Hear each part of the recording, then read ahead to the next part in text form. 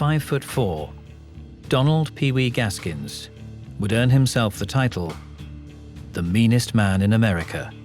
If you had a business dispute, you'd sue him. Pee Wee'd kill him. A serial killer who, if he's to be believed, was responsible for over 100 cruel and sickening murders. Right over here is where he drowned Doreen, and then he hit the baby in the back of the head with a hatchet after he had raped her. The total amount is 105 people. A man who wouldn't stop killing, even on death row. When he plugs that son of a bitch up, it'll blow him on into hell. It was just kind of astonishing that all that was able to happen in the penitentiary. So what made Pee Wee the man he was? And was he born to kill? My daddy, he called himself a vampire. He would have to see blood.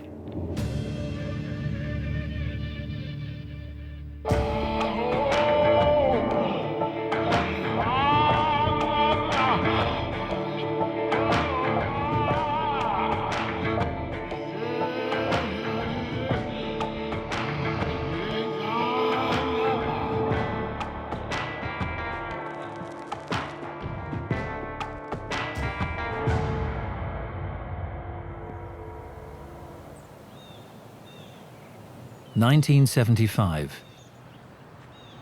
Schoolteacher Mary Ann Dunham reports the disappearance of one of her students, 13-year-old Kim Gaskins. Kim was in a class of fifth graders, most of whom were 10 or 11 years old, but she was 13, as I recall. She was quiet, petite. Her mother had died, I think, the previous spring. I think she was lonely for her mother and sad, you know, so she was looking for somebody to pay attention to her. Often at the beginning of the school year, teachers want to assess their class writing skills, and so sometimes you'll assign them to write about what they did on their summer vacation or whatever. And that particular year, I remember asking my children to write about the person they admired most. And Kim wrote about someone who was named Donald Gaskins. Donna Gaskins was the common-law wife of a colorful local criminal, Donald Pee Wee Gaskins.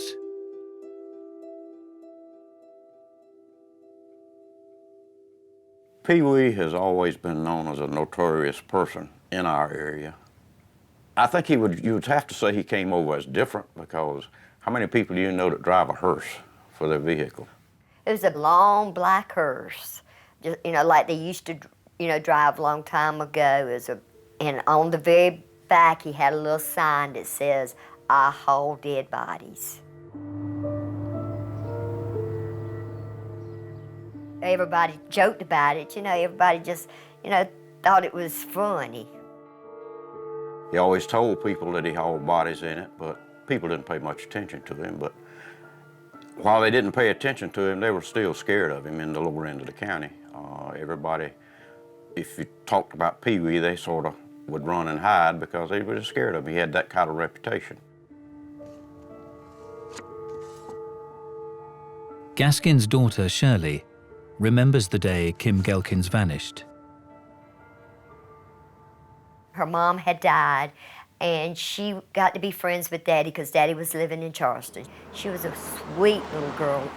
We had just come back from the park, and my mother-in-law lived next door, and the children was going to go over there to get something to eat. So I said, well, go on over there, and I'll be there in a minute. And when I went over there, I said, where's Kim? Nobody had seen Kim. And she just walked out the door and disappeared.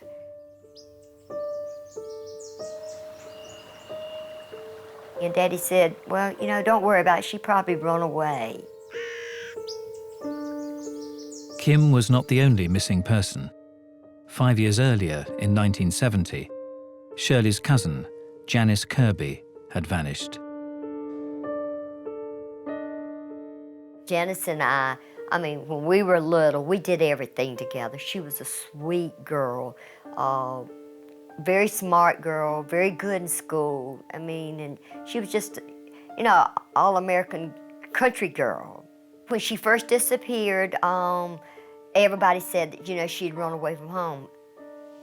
We were all out looking for her, you know, searching for her. Everybody was calling everybody that they knew to, you know, try to find her. But, you know, after 6, 7 months, we knew something wasn't right.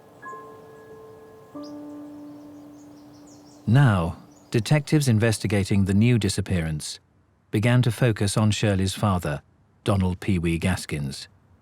Some of our field agents were working on rumors that had been surfacing, working along with detectives from Charleston in an attempt to find Kim Gaskins. We started looking for the Gaskins girl, and of course we did not have Pee Wee at the time, but we did have an individual who was running with Pee Wee at the time. We did pick Walter Neely up, and after a lot of talking and everything, Walter finally took the investigators out and showed them where he had helped Pee Wee bury someone.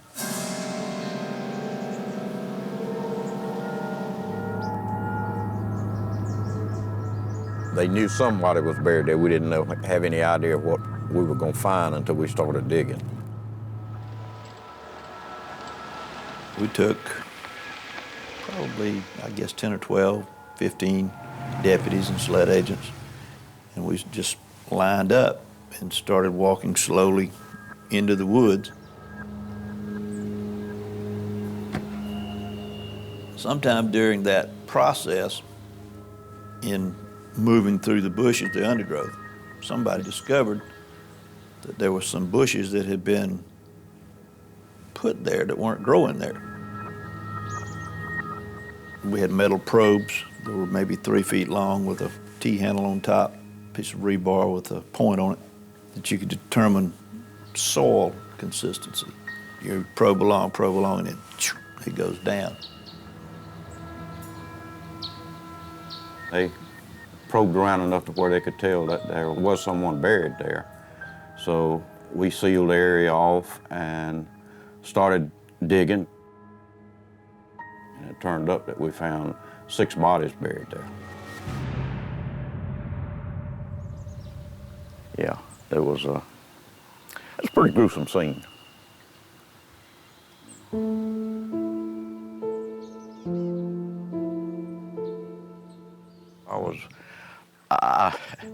I guess I was overwhelmed because, you know, I had been in law enforcement for some 12 and a half years prior to this, and I'd never seen anything of that magnitude.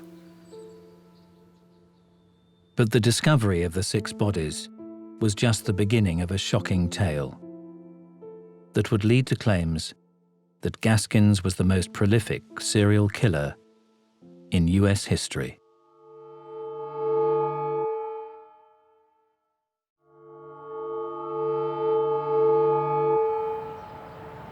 In 1975, the disappearance of 13-year-old schoolgirl Kim Gaskins had led detectives to a burial site in the woods of South Carolina.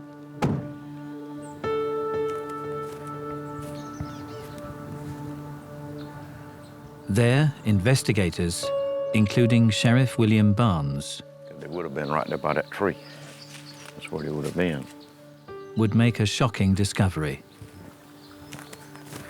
This is the area where the 6 bodies were recovered. I have not been back here since everything happened back in 1976. The graves would have all been within probably 25 foot of each other.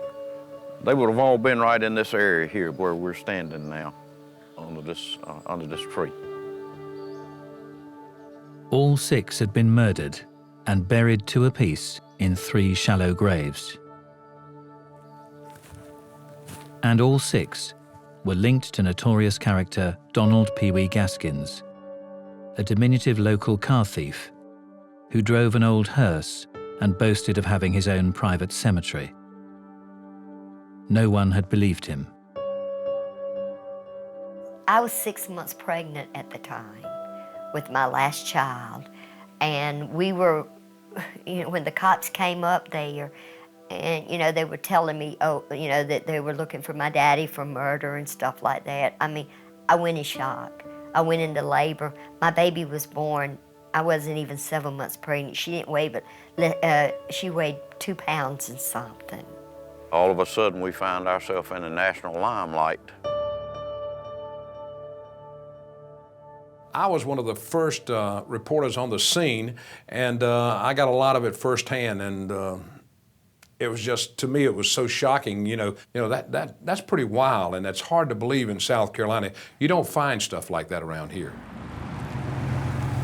Investigators now had to uncover the identity of the victims. The ones we initially found were in very good condition. Apparently they'd been put in the ground in a cold time of the year, so that adipocia had occurred, where the fatty tissue sort of turns to like a soap-like material that's firmer and keeps the shape and consistency of the skin and the underlying tissue. I've never been a smoker, but the smell of decaying flesh was so intense in that area that the smoke from the cigars diminished that smell enough to where you could stand it. In the first grave were 25-year-old Dennis Bellamy and his 15-year-old half-brother, Johnny Knight. Both had been involved in an auto theft ring with Gaskins. Daddy said they were going to steal a car. And they came by the house, and I had just cooked some biscuit and coffee, and they ate some biscuit and coffee, and they left, and I never seen them again. We took them down into the woods and went to a big oak tree and sort of pointed up in the tree and was telling them how they could use that to throw a chain horse over to pull engines out of the car and dispose of stolen property. This would be the tree where he brought the two fellows out and pointed up to the limb, talking about how they could horse the motors out of stolen vehicles here. As they were looking up in the tree, he shot one of them in the back of the head, and then when the other one ran, he shot him.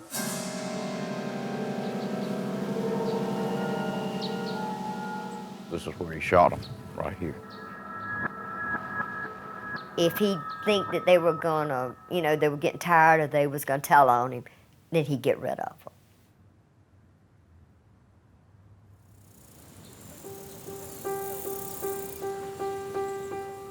The other 4 victims, 2 men and 2 women, were all people Gaskins thought had wronged him or might betray him.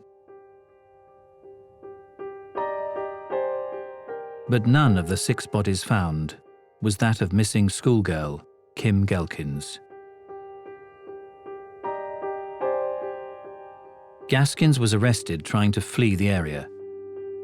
Faced with the prospect of the death penalty for his crimes, he struck a deal to lead investigators to further bodies.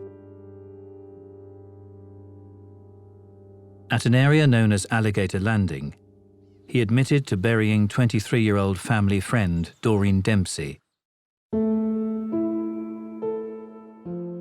and her 2-year-old daughter, Robin. Doreen Dempsey and Robin were both skeletonized because they were very close to the surface. They were not really buried deeply. That child had some injuries to the head that we felt were probably pre-mortem. Right here is where my daddy used to live, and right over here is where he drowned Doreen. Just held her under the water until she had drowned it. And then he hit the baby in the back of the head and hatchet after he had raped her.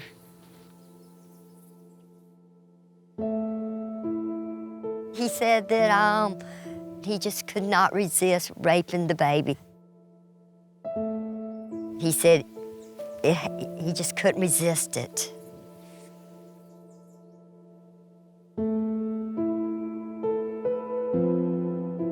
You see this hole here, stump hole? That's an example. Something like that, he just stuffed the body down in that hole. Just a small child. The reason he killed them is because the mother had been with a black man and the baby was half black and half white, and he just didn't believe in that. And that was his reason for doing away with them. Eventually, Gaskins would reveal the truth about the disappearance of schoolgirl Kim Gaskins. Kim was buried almost in our backyard. Right out in here is where they found Kim Gaskins. She walked out my front door, and I never seen her again. He took her off from the house and killed her.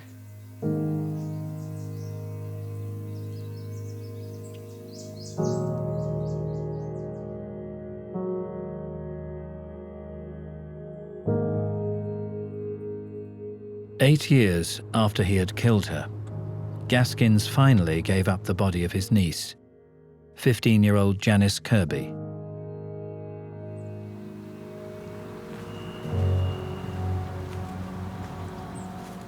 This is the grave site where his niece, Janice Kirby, was buried.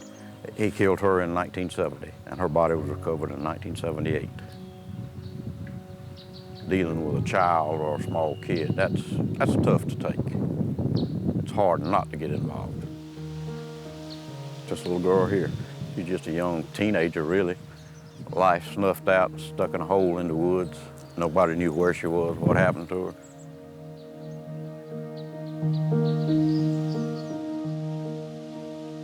Investigators would ultimately discover the remains of 13 victims.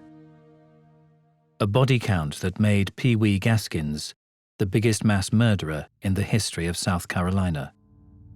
But in prison, Gaskins would make an even more shocking claim. I just shivered. I mean, I said, Daddy, I don't want to hear this. And he would say, Half Pint, I need to get it off my chest. I need to tell somebody. Gaskins is going to claim that he murdered some 80 to 90 young people, torturing them, then prolonging their death, torturing them again, and then hiding their bodies. He allegedly started in 1969, killing young women primarily, later young boys and young women, along the coast.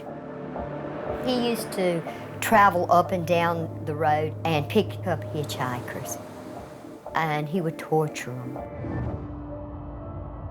He always talked about dumping their nude bodies into marsh areas and sinking them deep enough so that it'd be unlikely for people to be able to find them. Gaskins, if we take his word seriously, is clearly a process-focused serial killer. He's someone who wants to be with the victim to experience the terror that the victim is experiencing for as long as possible.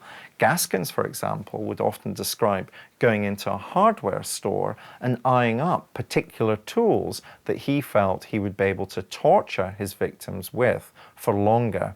We're dealing with a very, very cunning predator who is quite clearly also a sexual sadist and a psychopath. He alleged that he did 10 or 12 a year. Practically every month he'd kill somebody along the beach. He said every so often he would get this urge that he would have to see blood. He called himself a vampire. He said his stomach would get to hurting. He said he would just get tied up in knots. He said he just couldn't be still. He would just tremble all over, and it would not stop until he killed somebody.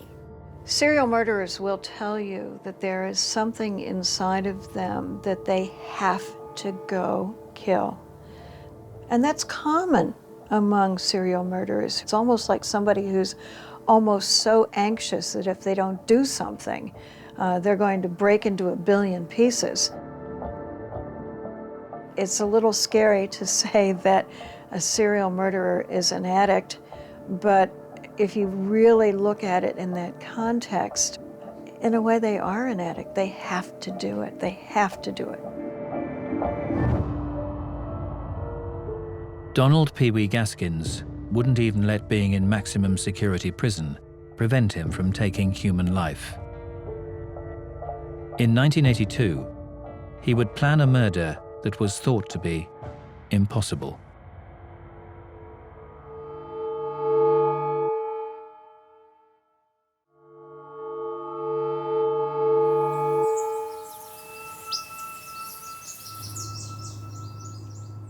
No one had believed hearse-driving criminal Donald Pee Wee Gaskins when he'd boasted of having his own private cemetery in rural South Carolina. But in the 1970s, detectives had been led to the graves of 13 of his victims, and Gaskins would claim there were more than 90 others still undiscovered. So who was Pee Wee Gaskins? Most of my family was good Christian people. I mean, my daddy's the only person I know in my family that ever got in any trouble. He did enough for everybody.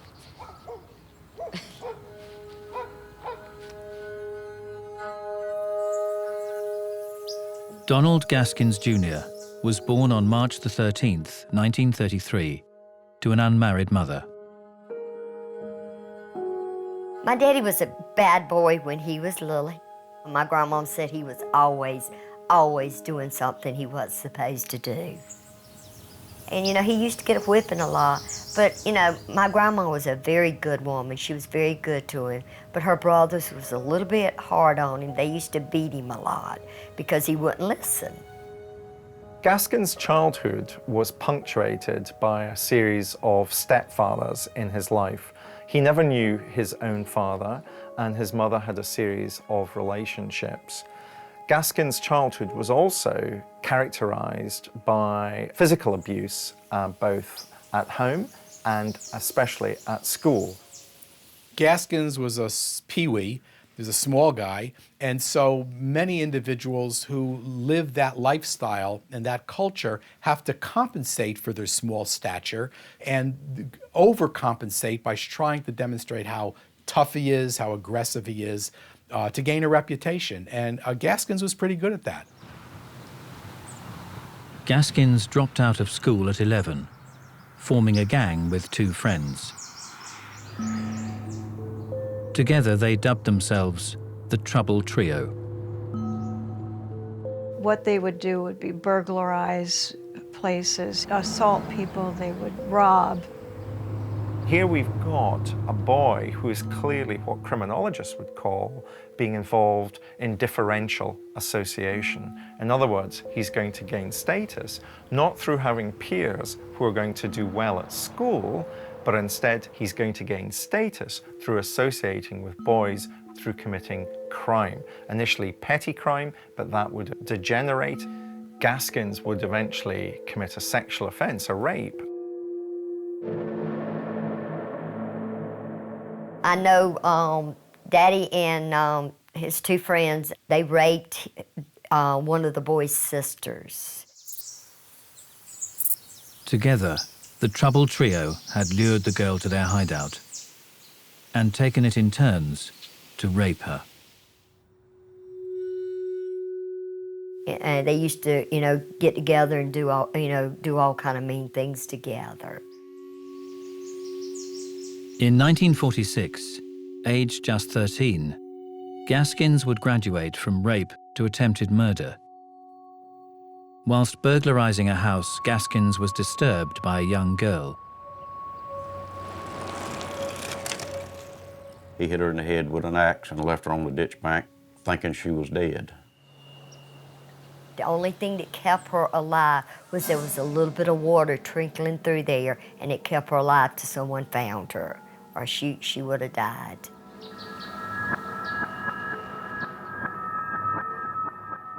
The girl was able to identify her attacker.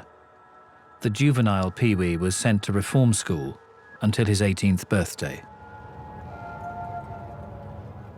In our area, the industrial school for boys was a place where kids who got in trouble, they went and they made them work on the farm and this sort of stuff. I don't think they mistreated them, but they made them work hard. The diminutive Gaskins claimed that on his second night in custody, he was ambushed in the showers and gang raped by 20 boys. He would have to accept the protection of the dormitory's boss boy in return for sexual services. Daddy was a really tiny, tiny person. And, you know, the bigger boys peeked on him. You've always got bullies everywhere. Well, what often happens, as often happens in prison settings, is that you're put in with a group of individuals who are generally worse than you are. Very frequently, they were quite brutal. Over the next 4 years, Gaskins would run away repeatedly. But in 1950, he was due for release. I'm holding in my hands a report, February 28, 1950.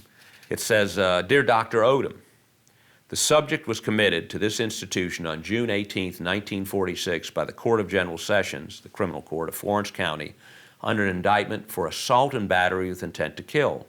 We are not attempting any diagnosis, but we are sure from our dealings with abnormal delinquents that this boy is antisocial and there's something in his past development that is preying upon his mind. We consider him dangerous and also believe he has the homicidal tendencies peculiar to a paranoid type. We are requesting psychiatric treatment and requesting proper placement in view of the fact that we have been unable to adjust this boy to our group. On his 18th birthday, Donald Pee Wee Gaskins was set free. His criminal activities took up where he'd left off. When he got out of reform school, he got a job working for a tobacco farmer. And what he would do would be to steal the tobacco and sell it. And then he set fire to the barn to cover up the theft.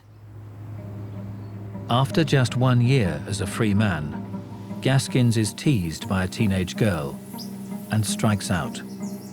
All through his life, you can see that Gaskins is particularly angry at women. Now, perhaps we can date that back to the fact that his mother was a single mother, that Gaskins never knew his father, that there were multiple stepfathers. But for whatever reasons, Gaskins shows throughout his life a great deal of hostility towards girls and towards women. And this poor girl who taunts Gaskins about burning down the barns sees his wrath and has her skull opened up by Gaskins hitting her with a hammer.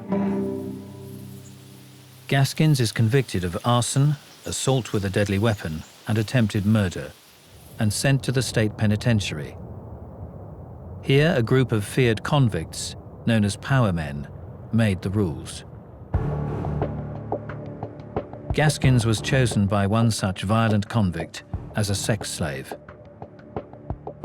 And Gaskins realizes that if he wants to avoid being sexually abused for the length of his sentence, he too has to become a power man. Gaskins approached the most feared power man in the prison and slit his throat.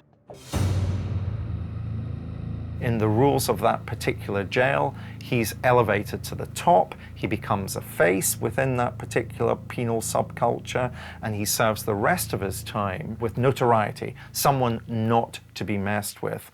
And that really, I think, is the beginnings of Gaskin overcoming these childhood problems about his size and actually using the fact that he's small but dangerous to his own advantage. When he got older and, you know, had guns and stuff, he figured, hey, I can be a big man now. Gaskins would spend the next 2 decades in and out of prison, frequently escaping and being recaptured.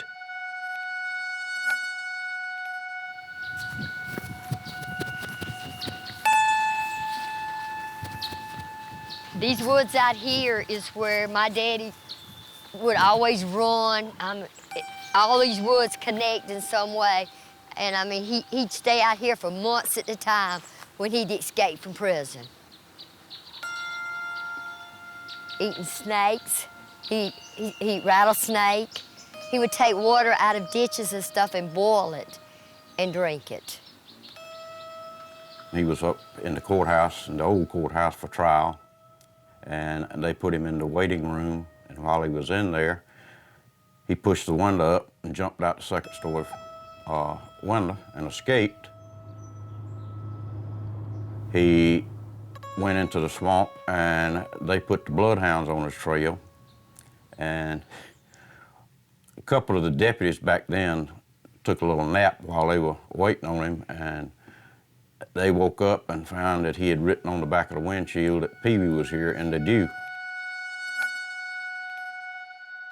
I mean, you could hide out for a long, long time out here. And people scared out here because of the snake infestation. They didn't scare him. I mean, Dad said he used to sleep with the snakes. During his times out of prison, Gaskins would frequently take up with a new wife. Here you see in these multiple sexual partners that Gaskins pursues, normally younger women, you begin to see some of the psychopathy in Gaskins' character emerging. He's the classic psychopath who will use women as opposed to forming serious relationships with women. And partly that's about reflecting his hatred of women.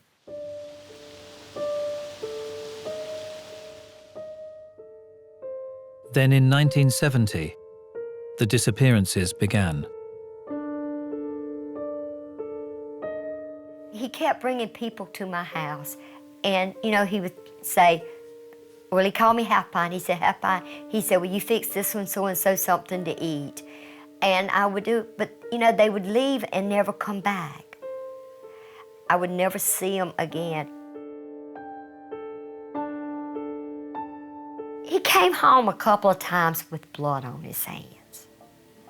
And, you know, I'd ask him, he said, well, I hit a deer or something like that. But people started missing, you know, and not coming back. And I knew something. I knew something was wrong. By the end of the 70s, Gaskins had been tied to 13 murders and was in maximum security prison serving life.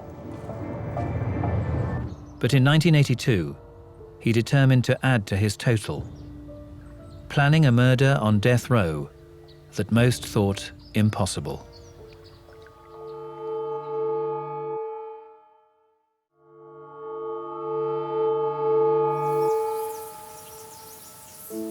In 1982, serial killer Donald Pee Wee Gaskins, while serving a life sentence in South Carolina's maximum security prison, set his sights on another victim. The final murder that Gaskins commits, he commits in the most extraordinary circumstances. His target, a fellow inmate housed in solitary confinement on death row. Rudolph Tyner was semi-retarded. I mean, very low IQ guy from New York. He was passing through South Carolina when he and some others decided to rob the Moons. They had a convenience store down on the coast. He had already left the store, turned around and went back in the store and shot them both each in the head with a sawed-off shotgun. The deceased couple's son, Tony Simo, wanted justice. Tony Simo, he was the adopted son of these folks. They treated him great. He was very emotional about this. Although sentenced to death, Tyner had avoided execution for years. There were some procedural problems. Simo, the son, after I think it had been 6 or 7 years, just lost patience. And he'd been sentenced to death twice. Time to get on with it. Tony was friends with someone in prison. They got Daddy and Tony together. Can I help you? My brother is Collector Tony. My name is Gerald McCormick. Thank you.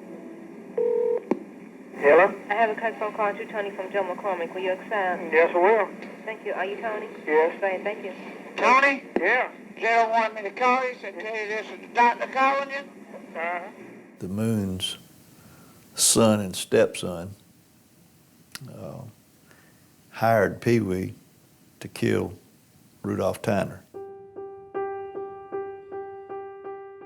Tyner was housed in solitary confinement in the state's most secure prison.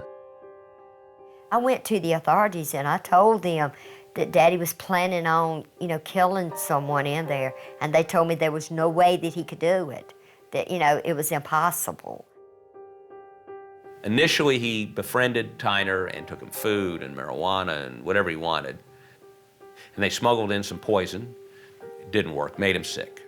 We give that son of a bitch all of it but one dose, and all it is doing is making that son of a bitch sick. We put it in some damn book for him to drink the other night, and he drank, and two more drank, and all it was made all three of them sick as hell. With poison not working, Pee Wee Gaskins comes up with an ingenious plan to end the life of Rudolph Tyner. They had made him a maintenance man with all the tools he wanted. And the back of his cell backed up to Tyner's cell. Gaskins suggests to Tyner that he wants to have a communication system between their cells, almost like a telephone system. I come up with something, it can't be no damn making sick on it.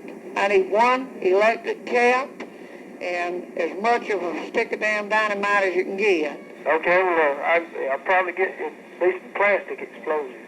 Well, that'd be good. This is an actual cup that they used in the Department of Corrections at the time. They had this size and they had a bigger size. Pee Wee took one of these and melted a hole in the bottom of it with a soldering iron and put in a female plug, like you'd plug in headphones, for instance. On the other end of that, he attached the blasting cap, nestled it in the C4 explosive. Was able to feed it through the wall, through the vent into Tyner, and under the guise of it being an intercom type system. I'll take a damn radio and rig it into a bum, and when he plugs that son of a bitch up, it'll blow him on into hell. He told Tyner to, if he asked him if he could hear him, hold it up to his ear, and then he plugged the other end into the 110 socket. Just listen for the bang.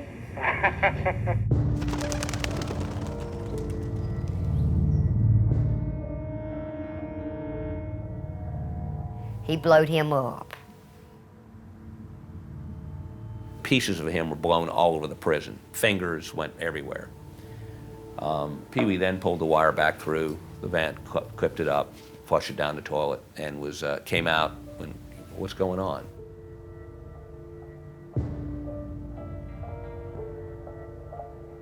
I mean, it was just kind of astonishing that all that was able to happen in the penitentiary. The only good thing about that was that, that was a crime that he could get the death penalty for at that time.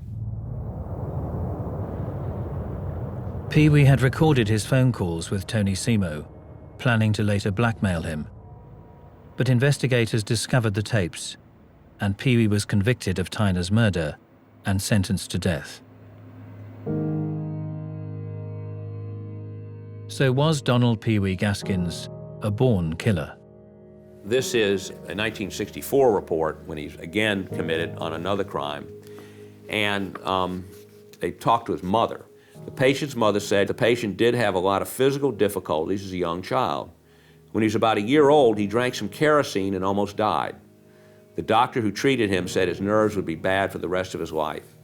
After this incident, the patient began to have convulsions and would remain unconscious for as long as 10 minutes at a time.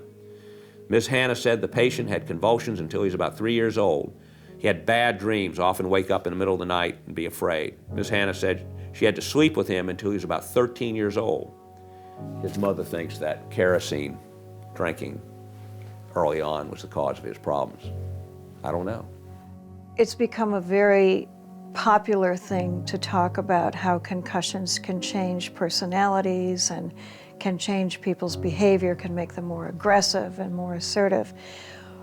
But if it were true that brain trauma had something to do with aggression, we would expect that every serial murderer would have had some type of brain trauma or brain insult, and that doesn't happen.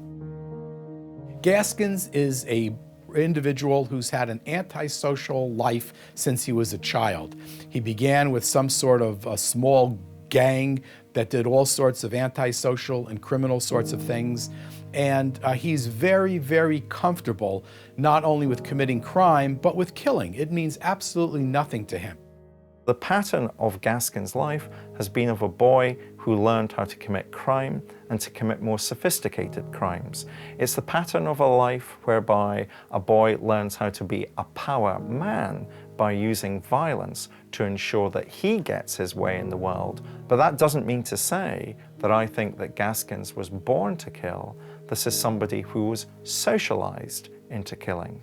Whatever gene there is in a human being that gives them compassion, he lacked. A lot of people says my daddy didn't have a conscience, that he could not regret what he had done.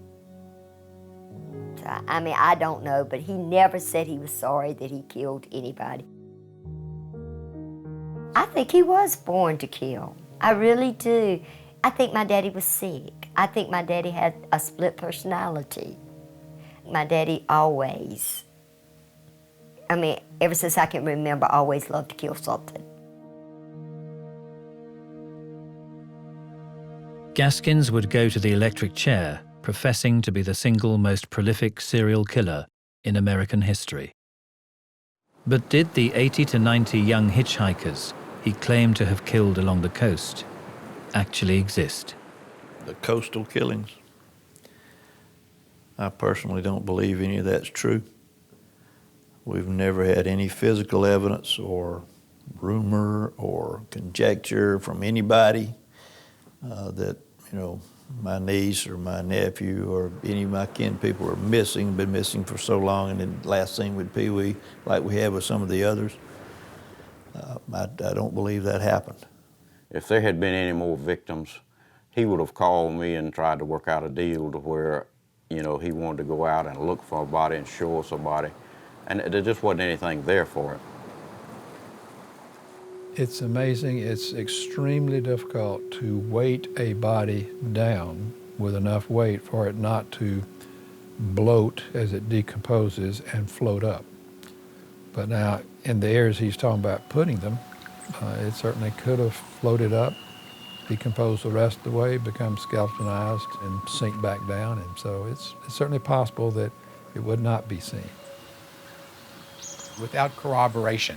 Could he have killed 100 people? Sure, he could have.